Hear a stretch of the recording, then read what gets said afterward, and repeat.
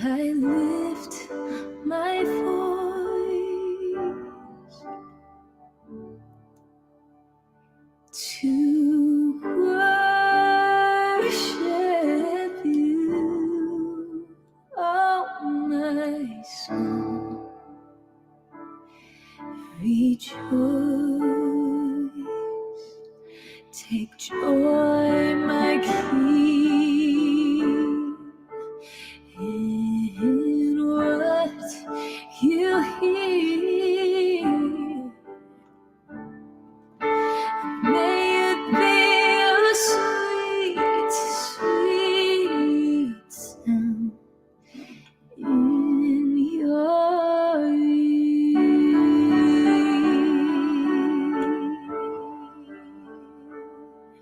In your ear.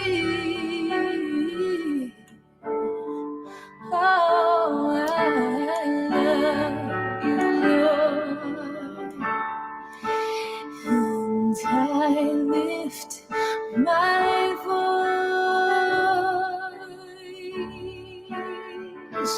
to worship you, oh my soul, rejoice, take joy, my King, hear what you hear. May it be a sweet, sweet sound in your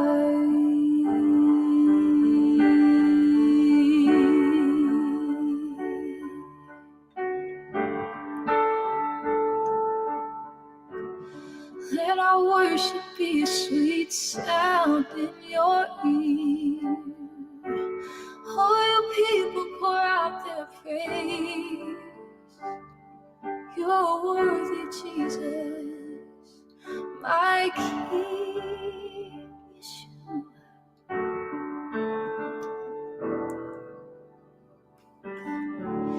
I will give you all my worship. I will give you all my praise. You alone I love to worship. You alone are worthy of my praise. I will give you all my worship. I will give you all my praise. You alone I long to worship. You alone are worthy of my praise. I will give you all my worship, and I will give you all my praise. You alone I long to worship. You alone are worthy of my praise. You alone are worthy.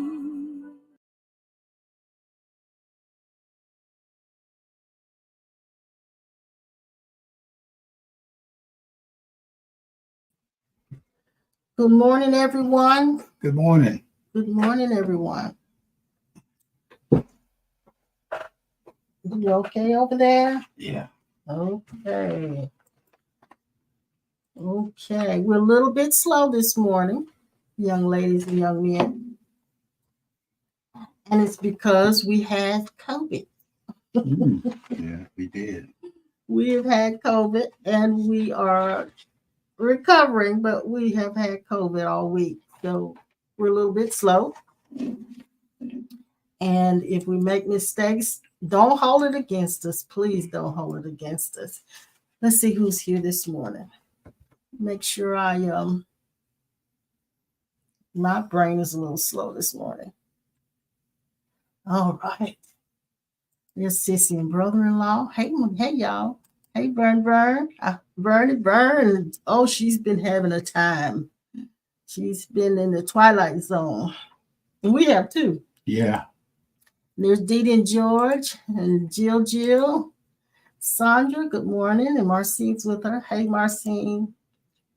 Kathy, how are you, sweetheart? We had a great birthday celebration, but me and Pastor got COVID somewhere along the way. I don't know where, but we got it. It was a strong dose, wasn't it? Yes, it was. Hey, Pearl. John Greason's in the house. John. Sandra. Blue. Oh, yeah, I saw that, Sandra, that Marcine's watching with you. Thank you.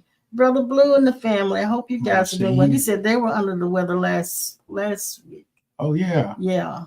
Now, I'm really, really hot right now. So, yeah, I'm glad you liked that, Dee Dee. I found that young lady on YouTube, and I thought she was really good. Virginia, good morning to you. Yeah, Virginia. As every man. And Denise, condolences for your mom's passing, sweetheart. My heart goes out to you. I know how you feel. I had the same issue with my mom. So I know exactly how you feel, darling. But it's going to be just fine. It's going to be just fine.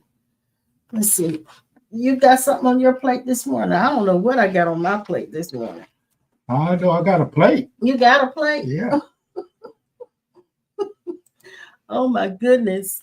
I got a plate, too. I wanted to read something, if you don't. Yeah, go ahead. And again, for those of you who just came in, Pastor and I may be a little slow this morning. We've had COVID. We were diagnosed with it on Monday or Tuesday, one of those. So we've been quarantining for the last 5 days. Well, tomorrow will be 5 days. So I'm a little froggy. He's a little bit slow. Yeah. And breaking out in these cold sweats and stuff. So we're going to be all right, though. We're going to be all right. We're turning the corner. Hey, Yvette. I'm glad you. And there's Sissy. She said she liked that music. I like that music, too. It was real pretty. You're pretty. I'm going to read something to you out of an old book that we've had for years and years and years. It's called Without the Smell of Fire. By Walter Lanyon. We got that when we in our prime, in our younger days. When we first started coming into what we call Union. Mm-hmm. Yes, and there was Norman Grubb who wrote several books about the spontaneous you, and we were cutting our teeth on those books because they were Christian based, but they were talking about the oneness and the union. Mm-hmm. So that was really, really, really, really good for us. So I'm going to read this book. It's sort of, Walter Lanyon was kind of metaphysical. So it isn't just Christian, but it's really metaphysical. But anyway, this chapter is about the virginal mind. Oliver said he was going to stop by, but the Spirit said, "Go home." Yeah. Yes, I'm glad Spirit told you that. That's true. Tuesday we were not. Let's see. Tuesday we had just got diagnosed. Yeah. Or was it Tuesday? Because you were froggy on Tuesday. It might have been Wednesday that we got diagnosed. Yeah. But anyway, yes, it's a good thing you didn't stop. It's a good thing you didn't stop. Yeah. So anyway, we're turning the corner. We're coming back around and starting to feel a little better. I was able to get up and do some things yesterday and move around. So we're making it. We're making it. Good morning, Leslie. Good morning, sweetheart. And let's see. I'm reading this. It's about the virginal mind. And it says this: Mary the Virgin was overshadowed by the Father. The Annunciation was made, the conception took place, and the impossible happened. Every manifestation of God takes place through this same medium, the virginal mind being overshadowed by the Father. The virginal mind is that mind that has never been contaminated by being human. The moment this is clear to you, you will understand why your efforts have met with such small returns. You've tried to overshadow the adulterous human mind with the Father consciousness, and no conception could take place. The mind which Jesus said was a liar and the father of it cannot receive the pure spirit. Hence, nothing takes place but malformations of human thought. No matter what intensity of light you pass through a green glass, the effect will eternally be the same. Everything will take on the nature and color of the glass. No matter what light you try to pass through the adulterous mind of John Smith, which is the character. That's the side effects. The results will always be in the limitations of John Smith. And nothing can be done about it until it's clearly understood that I can of my own self do nothing, that the human mind is capable of doing nothing but evil, and that taking thought is entirely outside the regulations or revelations of Jesus Christ. Jesus realized he could do nothing with the human mind of Jesus. It's almost like saying thoughts are outside of the pure self. So he realized he could do nothing with the human mind of Jesus. He knew that if he was to bring forth any manifestation of God, he would have to enter into his heritage of spirit. Okay. And in that pure, pristine consciousness of eternal virginity, he could receive that overshadowing of the Father, and the immaculate conception would take place. No amount of thinking will accomplish this, for it is impossible for a person that's blind to think of receiving sight. He has never had sight. He is not capable of thinking anything about it intelligently. Yet the man born blind did receive his sight, and he did it at the instant of being able to believe. This belief in his case was something outside of human thinking. It was a sudden recognition of his spiritual identity, his heritage of immortality, the virginal consciousness which Mary represents. I heard, remember Luther Vandross made a song, and in it he said the words such as, "A car is not a car because no one is driving it. A house is not a house because no one's living in it." That means whether it's somebody there or not, a house is a house. Whether somebody's driving a car just sitting out there in the driveway, it's still a car. Yes. Whether you believe that you are eternal or not does not change the fact that there's a part of you that's eternal and perfect, with or without acceptance or non-acceptance. Yes. Now you've been talking about this for several weeks now, about side effects of being human. Yeah. Or human side effects, I should say. That a lot of the things that we have encountered have been nothing more than side effects of being in this human existence. And so we're almost comparing that virginal state with that human state. And so the things that we have encountered in this life. Yeah. I'm thinking about what we just said. A chair is not a chair because no one is sitting in it. It remains a chair. It is made for that. It doesn't change its form. It doesn't change its identity. It is a chair, always will be, as long as that existence is there. Yeah. So that existence that we are in the I am self does not change because we physically have a body or not in the body or out. It does not change because we get angry, mad, upset, road rage, or sickness. It does not change.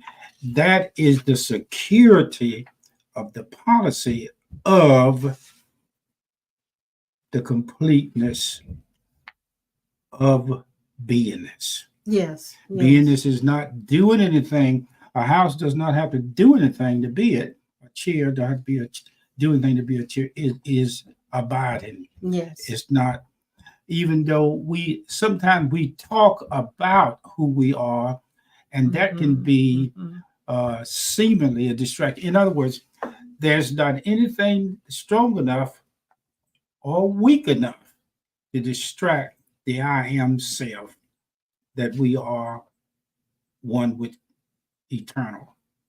That eternal us always have existed before anything was. Whatever God is, with or without consent. Because it's outside of time. It's outside. Not even within time. And that made me think, who we are is outside. It's not true if it's outside of language, race, positionalities. Now, to me, that's security. That's the package. It's secure that you don't have to run around thinking that if you go certain places and don't do or not do, that you're going to lose that purity. You don't lose it. Right. Well, What gives off the idea of the purity being lost is the side effects. Well, and I think that I'm speaking for myself now specifically.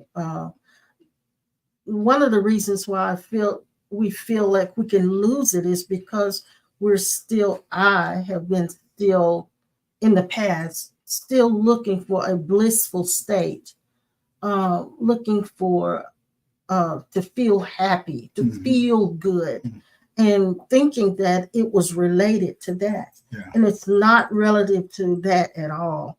It's we are that, whether we're happy, whether there's sadness here, whether there's disturbance here, we are still that. And that's what you're talking about. So the side effects are the sad feelings, bad feelings, or whatever you want to call it. That's simply side effects of the human state. I want to just do this too. I want you to repeat this after me, young ladies and young men. I am immortal. I am not of this world. I am birthless, ageless. Wow, that's good. Deathless, without beginning or ending. I am born of spirit. I am spirit. I assume the true identity, the same identity that Jesus assumed. I am immortal. Yes. All things are placed under my feet. Yes. The recognition of my immortality vests me with the power to disintegrate all patterns of evil. Yes. No matter from what cause. I am immortal. At the coming of this light, the shadows of evil are automatically dispersed. This is effortless, unlabored action of light. No resistance is possible. No struggle necessary. The recognition of my divinity does not set up a counterforce to evil. Man, that's good. Read that again. Good. Oh, that's good. The recognition of my divinity does not set up a counterforce to evil. Wow. That's good. There is no battle between good and evil which takes place in the spirit. Mm-hmm. And that's something. At the recognition of immortality, the patterns of human thought automatically disseminate. Wow, that's good. I am immortal. The side effects is that part of us, or that part of this dimension, to change that, this dimension, that gives off the idea that God comes and goes, and that he's soon to come. That's the side effect. He's soon That's to come. the side effect. Yes. The other side effect is I didn't sense him in a certain situation. I didn't see any fulfillment of the scriptures or any of the ancient script.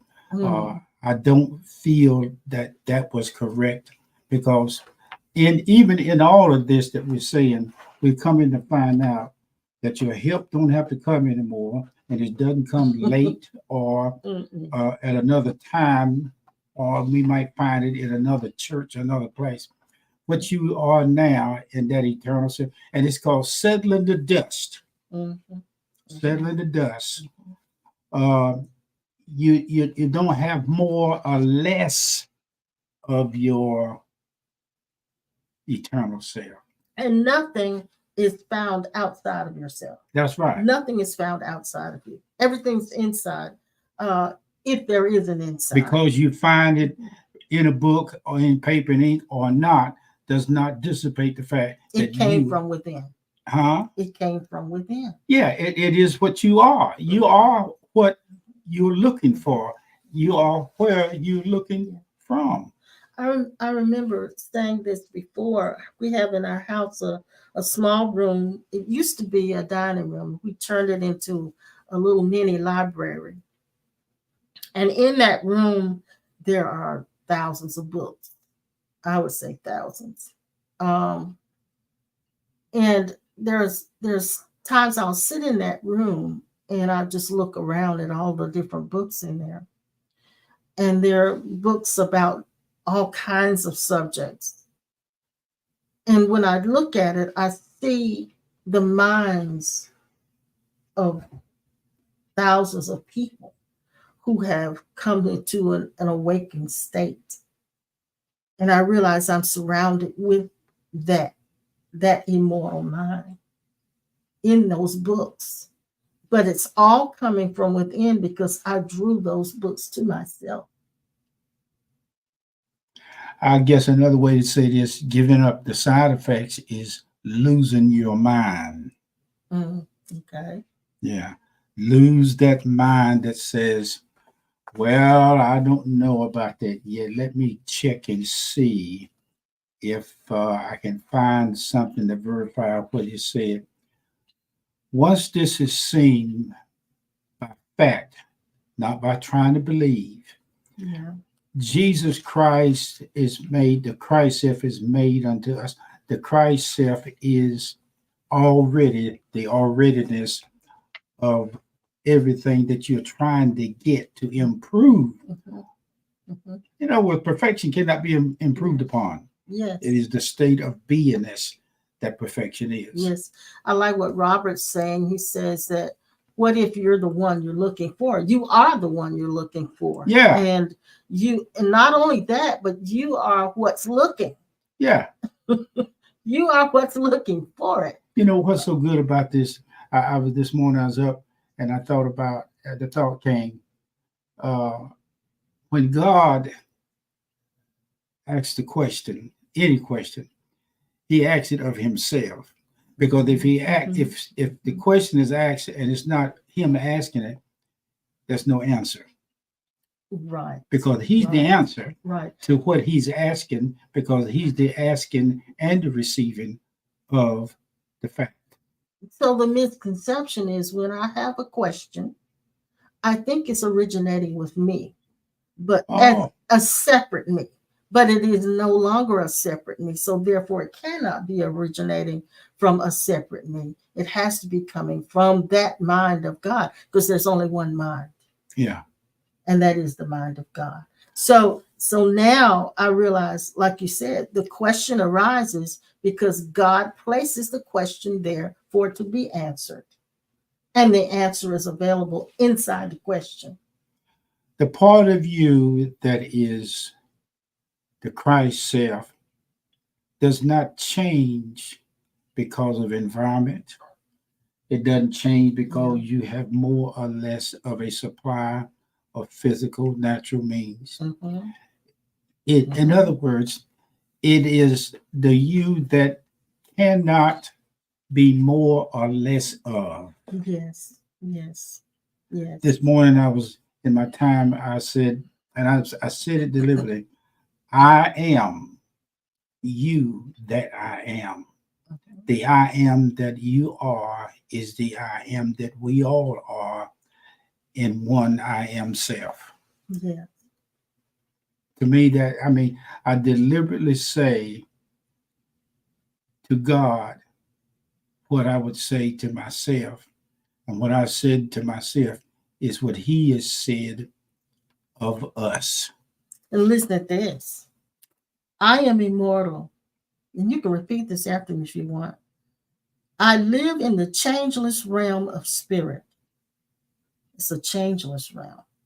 Changeless. Yeah, okay. I see through all thought pictures of separation. Yeah.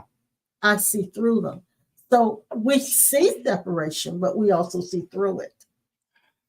You know what is more than having something on the inside? What?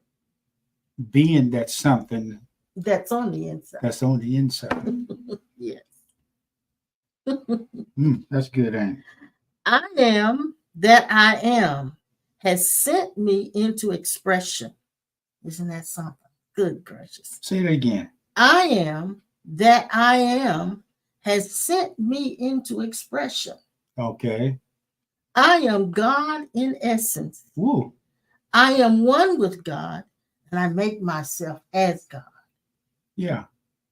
And I don't really have to make it. That's what I can say. What is being made,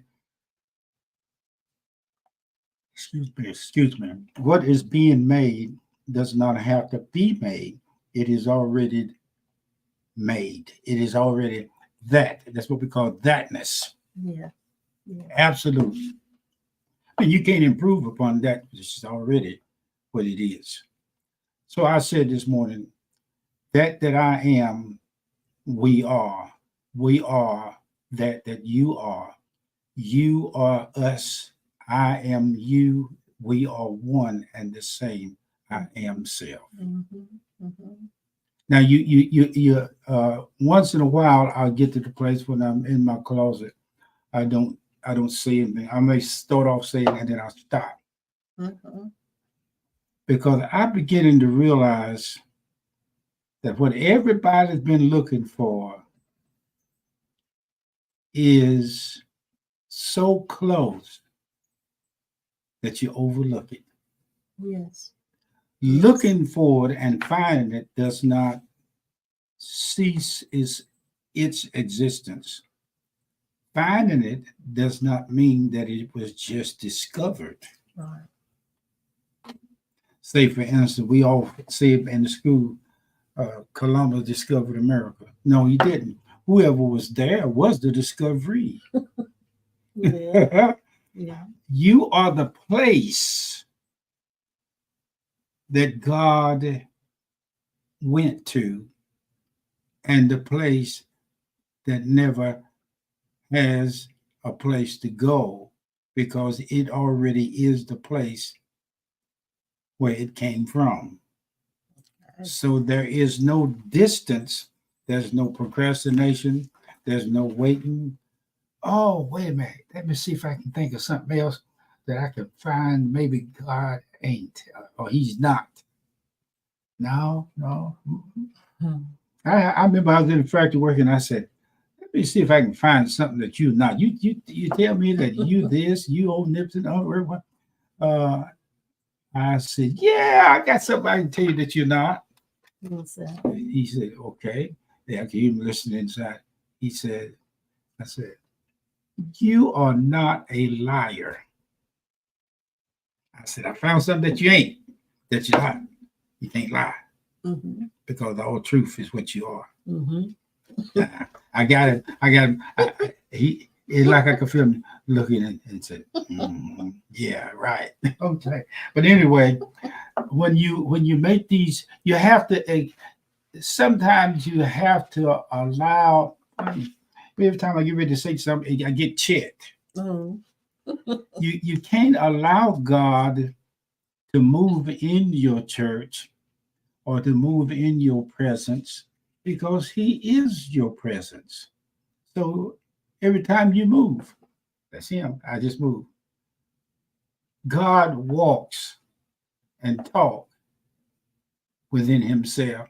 So that's the reason why when you're on the other side, or we call it the other side, but every time I say the other side, I think I'm the other side. That's the language of separation. Yeah. There is no other side. There's no this like, side and other side. Yeah, it's almost like shut your mouth.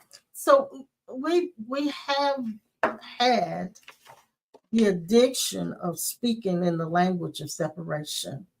And so sometimes because of that habit, we'll fall back into that. And we talked about this on Tuesday night, how we often fall. We fall from that state of grace where we're one. Mm-hmm. And we fall back into that humanness. We fall back into the side effects, as you said. Mm-hmm. Once you find out that the answer is who and what you are, this way you operate in what's called universal answers. Mm-hmm. And that universal answer already state you already are the full eternal warranty, or you are the eternal watching, observing yourself as a finite separation. But that is still, it just can't top. It just have no place. The bucket got a hole in it. It can't hold anything that's questionable about. Name anything that perfection is not in already. It's hard to even talk about it now because your words, we talk about certain things. You say, no, that's not what I want to say. Then let me try it another way. You tried to find a word. Probably because you and I don't want to really talk this morning. Well, because our bodies don't want to talk. Yeah. But it makes a statement without even opening your mouth. Yeah. We are already the full eternal expression. Whether there's a cold day, hot day, sad day, rainy day, snowy day, stormy day. It never changes. It's fixed, set in place. Mm-hmm. You are more than what is on paper. You are the full working out of whatever it is that you have always been. Yeah. The full working out. Yeah. Don't have to go to the gym workout to get more of this. Don't have to take no protein for this. You are the absolute. Now that's leaving the ego out now. The ones that say, you can't say that. That's blasphemy. Like we've heard something about one of our political parties that are coming into the effects of procedures. Somebody said they must be an evil one because they are not saying things according to a word or a prophetic statement. That has nothing to do with it. You can be, if you catch on to this and it click inside, you are the voice of God without even saying anything or verbalizing it. Just sitting here in this chair and you guys are listening to what we're saying is pure awareness. You've always and will always be there. Yeah. Okay. Now, noise cannot disturb it. There's no fear in your eternal self. What comes with the eternal self is everything that the eternal self qualifies for. It doesn't have to do anything to reach a certain point for you to agree with it. Oh, yes.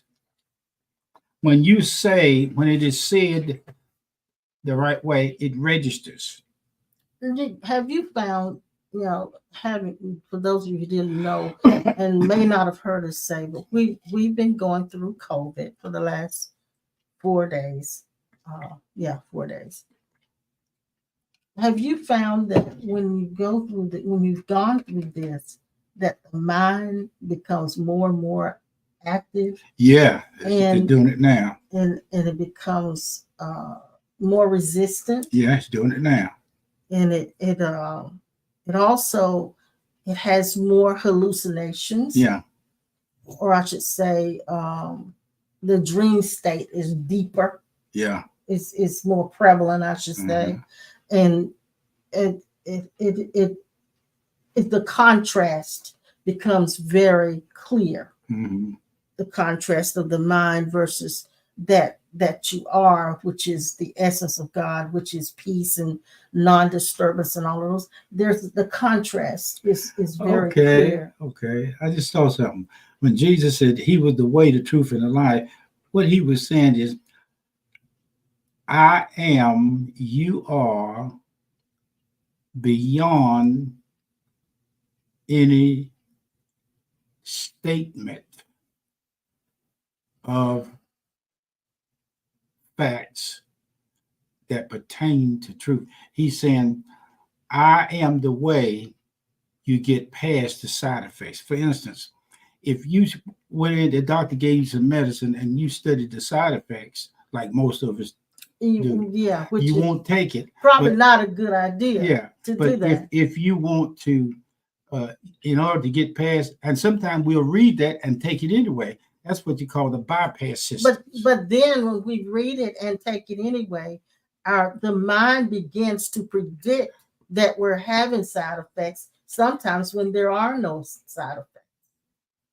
So forgiveness is only there because you recognize the side effects, and above the side effects, you find out that the side effects is not the real you. So forgiveness is only there when you believe that the side effects are more real than the reality of, say, for instance, that helped you, or that you recognize the benefits. The benefits. Bless the Lord, oh my soul, and forget not his benefits. That means, I know I ain't no fool, and I want to live to be 142 and all that stuff. Jimmy the Cricket. Some people don't even know who Jimmy. Yeah, well, that's a cartoon with Disney character. That's what it is. We, like I just gave you the definition of who Jimmy the Cricket is. That doesn't remove the fact that we are sitting here talking about the cricket or the cartoon or the Disney, but it means that we understand the whole story of what's behind the Disney character. But it does not change the fact. Yeah, I feel like we're talking in circles. I feel like we're talking. Yeah, we are in a way, and that's the turnaround. Talking in circles is what is meant in the book when it says, "My Lord speaks unto my Lord." He speaks. What is that?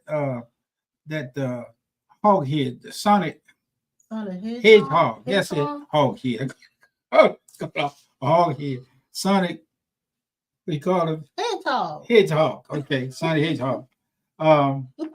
He can be playing baseball by himself. He can hit the ball, got the bat and hit the ball, run to the first base, second, third, and then back home before the ball can get back around for him to catch it. Now, to me, I like to see that character because he's rough. He like the boxer Cassius Clay said, I can turn the light. So he's so fast. He hasn't been Cassius Clay. Well, I don't know when. But. Yeah, Muhammad Ali. And he said he could get in the bed before he when he hit the switch. He get in the bed before it gets dark. I used to try to do that. I sit up on the bed and cut the light off and try to get back in the bed before before it get dark. Yeah, right. I tried it, but it didn't work. Yeah. But you are the light of the world. You're not just the light in the room. You're the light over the world, the universe. We forgot something this morning. Uh-oh. Here we go. Hot dog with lettuce in the bacon. See? Yeah. We didn't forget it. We just seemed like we forgot. Yeah. But you know what? We are the hugs of each other. Oh, you make that a mystical statement. Yeah. Yeah, it made good. My God. Listen to this. I am immortal. Everything that is true is eternal, real, here and now. I perceive this at the moment of recognition, the moment I call upon my Father. There is no time, no waiting, no begging, no beseeching, only recognition. Here's a good one. I like that. I like what you said. We are told in the book and by preachers, faith come by hearing, hearing by the word presented, or the word of God. If Jesus Christ has made unto us wisdom, faith, sanctification, and righteousness, then that means that faith coming or being received, going and coming again, is the side effects of separation. Because if he is that, if there's a coming and a going, if there's the coming and going, anything that comes and goes cannot be real. That's right. So that means that if he is faith and we are one, we are him without the ego. That means without the coming and going that faith is, we are the absolute faith that does not decrease or increase or locate or relocate itself. Do you think that we can ever come to a place, and I think we can, but I'm asking this question rhetorically, come to a place where the habit of separation and the language of separation can be completely dismissed out of our experience? Mm-hmm. And I say that because I know even having had the recognition, I'll say it like that, there are times when we speak in the language of separation. But so did Jesus, even though he was fully awake. And I think that there has to be like a softening of intention. Some people, I remember when we were first heard about the faith message, for instance. Everybody wanted to speak faith and they didn't want to say anything negative. They were constantly trying to monitor their speech and making sure that they didn't say anything negative. There was the intention was, it was a tenseness in talking with them because they forced you into speaking the language that they wanted to stay in. So that's another side they weren't allowing, there was no allowance made for any other kind of language. Does that make sense what I just said? So it's like some conversations with people who are in that mode is very difficult. They won't allow you to even be human. If at that moment you are human or you're in the side effects, as you would say, they won't allow you to be in it. It's like they're trying to constantly pull you out of it. So there's no real relation back and forth because you're constantly having to fit their mold. Does that make sense? Yeah. And it's the same thing with religious language. When you see people, for instance, we used to say, everybody had to say, praise the Lord. Yeah. Yeah. You know, Yeah. and so the language, so there are some who have come into this place of non-separation, I'll say it like that, who are now determined they are not going to speak anything that sounds like that, but at the same time making other people try to fit that mold. Does that make sense, what I just said? Yeah, I understand. I see. So it's like there has to be a relaxing in it and allowing people to be, if at that moment I'm feeling human, I have to allow that person to feel that. When you said that makes sense, that's you as a part of it saying, I don't want to make sure that the side effects of, in what I'm saying does not interfere with the reality that it is clear. Yeah, and clear is what we're talking about. That okay, and we are clear. And I think what I'm trying to say, part of what I'm trying to say as well, is we should stop putting people in a box. Yeah. Even if it's the right box that we think is the right box. Right, wrong box. Yeah. We should not try to force people into a mold, even if we think it's the right thing that they should do. I never thought about it like this. When we went to school from first grade to the 12th, all they were doing was teaching us how to accept the side effects instead of seeing the truth behind both sides. There's a middle ground. There's a middle neutrality. And neutrality. Yeah, when we were in school, when we went to the classes, the teacher there, side effects, you go there and you sit there homeroom, you don't do anything. But when you come out of the classroom, you got to go from one room to the other. That means you got to go down the hall, which means you got to go down the middle path to where down the hall you can look to the right or to the left, but it does not deter you. Now, once in a while, we used to go down to our next class, and then some of us would stop in the hall and sit in the hall and just talk and lollygag. And then we check it out and we find out we almost late for our next class. That means we realize that the side effects of the next class is going to get us. So we take off right quick so the side effects won't catch us, like being late.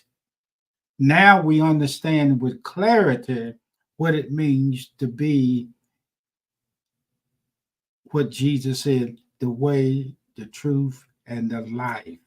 I think that it's easy to detect when you're trying to force a person into a role, a mode, or force them into what you are experiencing. Yeah. And what your recognition is. Yeah. When that happens, you tend to want to correct their speech. Yeah. You want to correct their speech. Yeah. You want to correct their thinking. Yeah.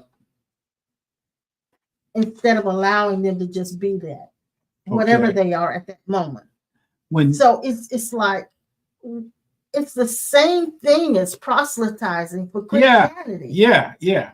Even in spirituality, we can sometimes be constantly trying to proselytize into spirituality by trying to make them see that they're not speaking it the right way. They're not saying it the way they should.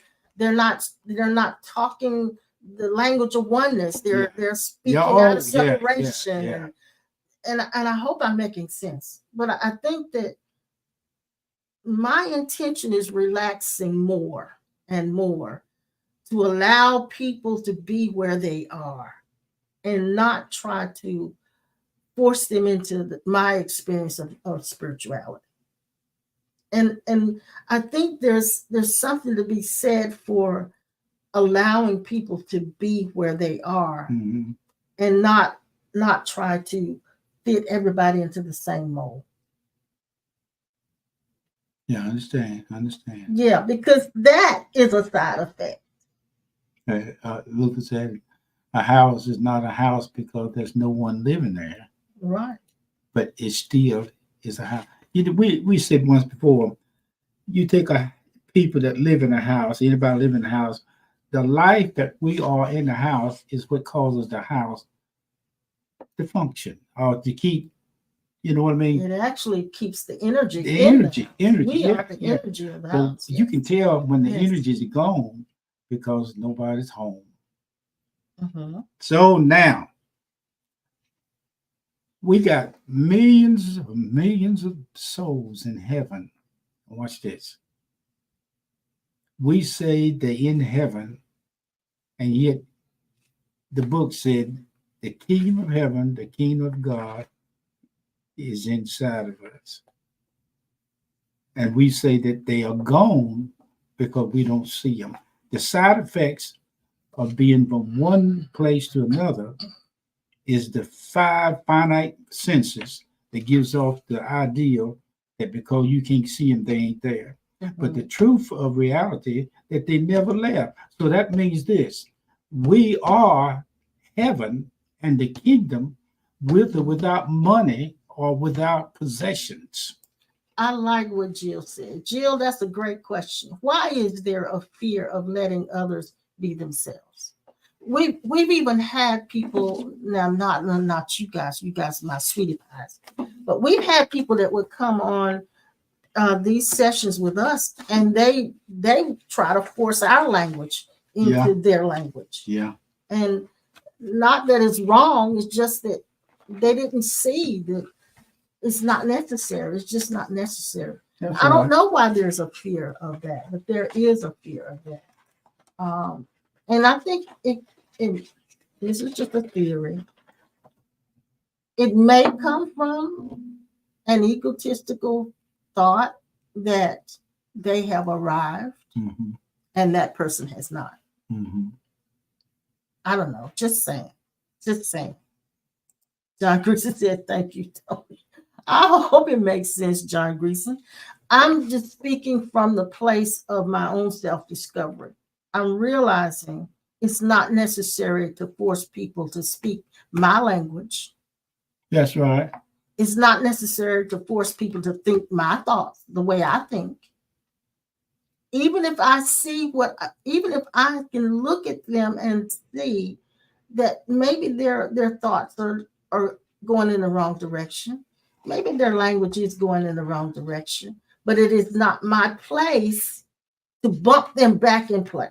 So what you're really saying is what is really meant when it said there is a rest. Yes. To the people. Yes.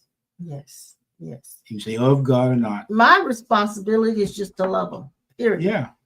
That's it. It's just to love them. And you know what I tell people? I love you with the heart of God, which means that if I say I love you, that in the mind say, are you sure you?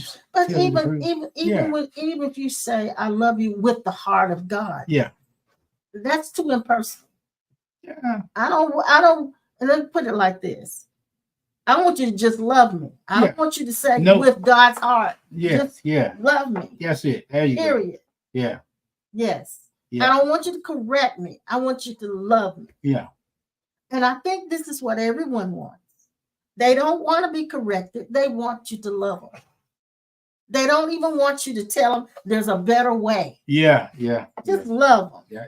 Yeah. And so my intentions with people is relaxing. It has relaxed to a great degree so that I can allow them to be crazy if they want to be crazy. Just allow them to be crazy. Allow them to be negative if they want to be negative. Yeah. That their negativity should not disturb me. Yeah. Their negativity should not disturb me. Their erroneous thinking should not disturb me. Mm-hmm. Nothing that they do should disturb that I am, because it doesn't disturb what God is. That's right. Therefore, the I am is not disturbed. It doesn't disturb the true identity. Exactly. Wow. So good. Grace, we're talking about giving people grace, giving them, making allowances for or concessions for the separate self, or the small self, or the self that believes itself. That was titled his book, Without the smell of fire. Yeah, that's good. It is. That's good. It is. I hope we've made some sense today. If we didn't, you come back next time, we'll make more sense. If we don't make sense, we appreciate you listening to these no sense folks. This nonsense. But Listen, we made it. we did make it. We made it. We made it. Well, that song said we never would have made it. Never would have made it. Yeah. Never would have made it without you. Without who? Without you. Oh, okay. I would have lost it all. Okay. I can't sing because I'm hoarse. Oh. Never would have made it. Okay. We'll be back. We'll be back again on Tuesday night. Tuesday at 7. Yes, we will. Live. I look forward to seeing your color. picture and your name and your presence. Thank you, John Greason. You guys type in, I got it, or something. Let me know that you heard me. John Greason's letting me know. Let me know that you heard us and that you got a little bit of something out of it. Oh, relax your views. Be less. What's the word I want to say? Stop trying to put people in a mold. Just don't put them in a mold. Give them grace. Yep. Give them grace. Give them grace. And don't try to correct their thoughts. Don't try to correct their speech. Don't try to correct everything. Yes. Thank you. Thank you,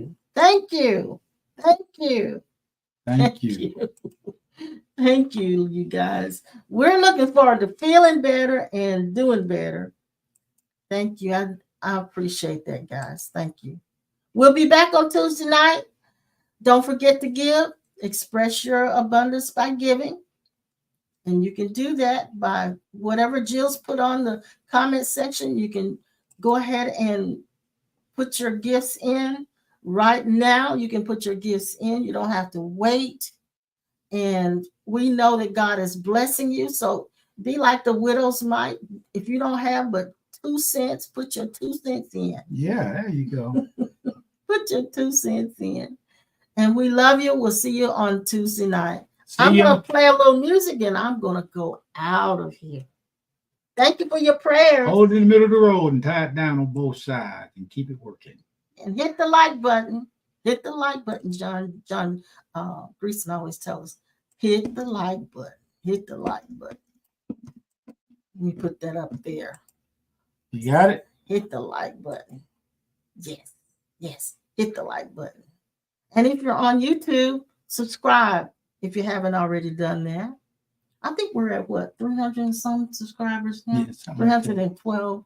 We're growing slow, but we're growing.